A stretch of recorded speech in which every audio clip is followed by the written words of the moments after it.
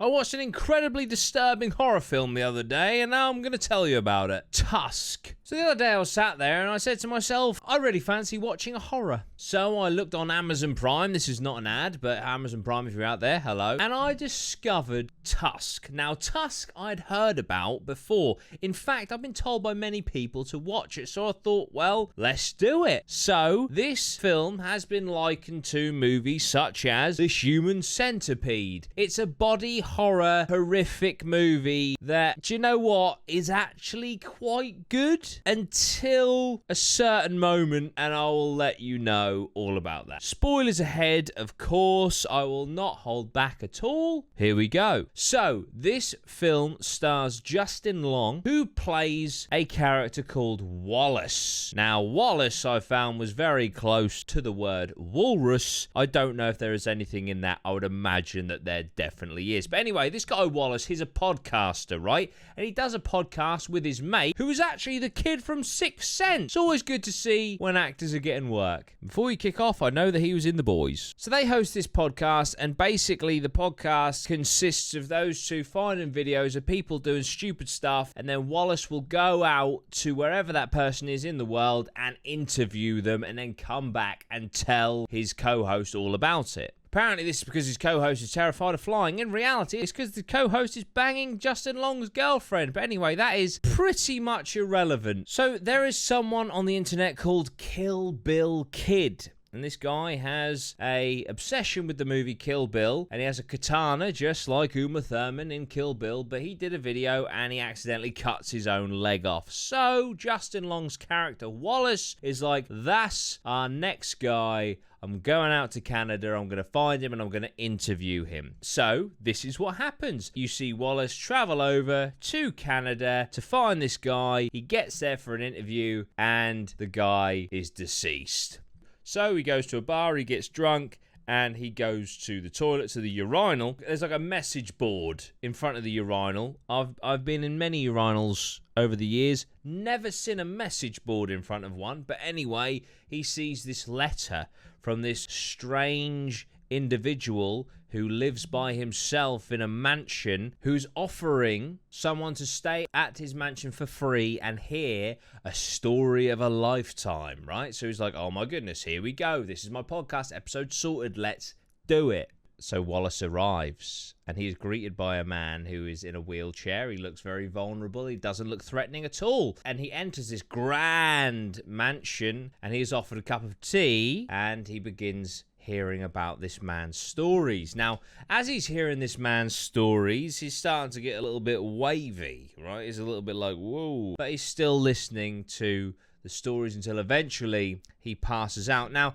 this man is telling all sorts of stories, very interesting ones, and he talks about when he was on a ship and the ship sank and he was floating out to sea and he was all scared thinking he was going to die, and he was saved by a walrus.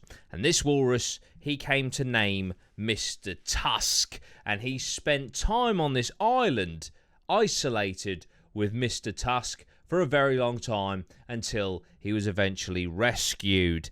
And I don't think it explicitly says it in the movie, but I am 99% sure that this man made love to a walrus. But anyway, it has left him with an obsession, borderline fetish, for walruses. And he misses his friend Mr. Tusk. So, this whole ruse and drugging was to get someone to come to his house that he could kidnap, that he could turn into a human walrus. So, Justin Long's character, I don't know why I keep mentioning the actor's name, but Wallace wakes up and is very dazed and confused, and now he's in a wheelchair. He's got a blanket over his legs, or should I say leg, and he's having a conversation with the gentleman who now is no longer in a wheelchair. In fact, he is absolutely fine and he is walking about, which is a massive red flag. So they're having a conversation and he says, look, you fell over and you hurt your ankle a bit and it went a bit septic, so we had to take emergency precautions and we cut off your leg. And so he whacks away the blanket and there you go, he now has one leg. Now, why has he removed his legs? Well, you know, walruses don't have legs. And they do have tusks. And I'm going to get ahead of myself here and just let you all know that the other leg is eventually removed, and his femurs, which are the long bones in your thighs, are used to create tusks for Wallace's face. But anyway, so he is obviously very scared, and he's doing a lot of screaming and stuff, and he manages to find his phone, and he does the most frustrating call. Doesn't call the police, first of all. He calls his girlfriend. Okay, get that. Goes through to voicemail. Why does it go through to voicemail? Because she's shagging his mate, the co-host on the podcast. But anyway, that is, again, basically irrelevant. And he leaves a voice message. And rather than getting to the point, he just goes off and he goes on and on and on and on and on and on and on and on about a load of crap. When you just I know I would hopefully never be in a position where someone's trying to turn me into a walrus, right? But if I was, I feel like I'd be concise. You know, I'd be like, this is where I think I am. This is what has happened. You need to send help now. I'm going to call someone else because I am sneakily on my phone until the guy that's kidnapped me realizes what I'm doing. So I'm not going to waffle on a phone for 10 minutes on voicemail, not even talking to someone, on voicemail, so they couldn't even call you back. I'm just going to get on with being saved. But no. And then he calls his friend, who, again, is having sex with his girlfriend, so is why he misses the call. And he leaves another long voice message until eventually, lo and behold, he is assaulted and knocked out once again. So there is then like these, this long montage of pictures of walruses and human anatomy and walrus anatomy and stuff. And to cut a long story short, or a long montage short, he is now a walrus. It is made up of human discarded flesh from, I'm guessing, more than one victim, because there's no way that he could take the flesh of Justin Long and make it into a walrus 3 times the size. So you just got to do the basic maths on that. And it looks very painful. And he's apparently severed his vocal cords in a certain way so he can't speak anymore. So he just kind of does that. And he's got flippers now, which is, I was going to say, is quite cool. That's not cool. That's horrifying.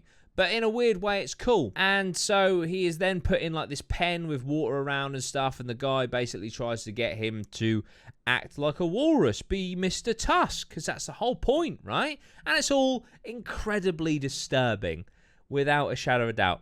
Then they introduce a new character who is played by Johnny Depp. He plays an investigator, a private detective, I think. And I have to say, it is categorically the worst part of the movie by a country mile.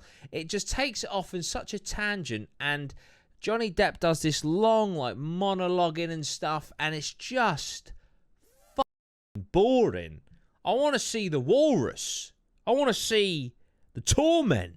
And it's just, I just didn't like it. But so then you see, his girlfriend and his mate, who, again, are having an affair, and Johnny Depp's detective doing, all of this investigating and stuff. Is quite funny because he goes to a petrol station and interviews one of the petrol station workers who, funnily enough, is actually Johnny Depp's daughter in real life. So I was like, haha. Their father and daughter, and they're acting. But yeah, and then eventually they find the mansion and they find, what's going on and stuff. And they rescue Justin Long just after Wallace, Justin Long, has murdered his captor, because his captor puts on his own walrus suit, but he's not stitched into it and shit. And he says, "Oh, you need to fight me like a walrus." And so he fights him, and then he just goes berserk and he starts stabbing him with his tusks, and he kills his captor. And it's that is the moment where he breaks psychologically and becomes a walrus. And then this is where the film really falls apart for me. Not the part where his femurs are stitched to his face like tusks, but when he becomes a walrus, because basically he murders his captor. As he's murdering his captor, Johnny Depp, his girlfriend, and his mate come into the room, and he turns around and he looks at them, and he's just screaming at them, not like a human, but like a wild animal, like he has truly become the walrus. And all it took was him killing his captor. But I mean, let's be honest, the guy's been through some fucking trauma in the last few days. But seemingly that's it. His mind is lost to being a walrus, Wallace the Walrus, forever. And they somehow put him, his friend and his girlfriend put him in a pen, a different one that's outside. Very nice of them. Don't clean the swimming pool, though. That water is brown. But they feed him raw fish. And it's just a very sad, disturbing end, where you just hear Wallace the Walrus, or Mr. Tusk, just like screaming as the credits roll. And it is disturbing. And if that's what they were going for, which obviously I believe it was, that worked. That did hit. Because I was like, I'm going to turn this off now. Hearing a man who has been tortured and turned into a walrus scream with no backing music, just credits rolling, is harrowing. So there were elements of this film that I thought was cool. There were elements of this film that I thought was shit. Would I recommend it? Yeah, I would. Tusk, Amazon Prime. Have a watch. That's all I got for you. So that's my review of Tusk. I don't pretend to be a movie reviewer or anything like that. I just like horror movies. So I hope that you enjoyed. If you did, let me know. Hit that like button. Share some comments and your thoughts down below. Share the video. I just want to give a shout out to my patron of the day, and today's patron is Rawny Wiggins. Thank you so much for being a patron. I appreciate you, and I appreciate all of my patrons. If you'd like to become a patron, you can for as little as £1 or $1 a month. You get early exclusives and all that good stuff. That's it for me, guys. Thank you so much for watching. I'll see you very soon. Sweet one. Yes.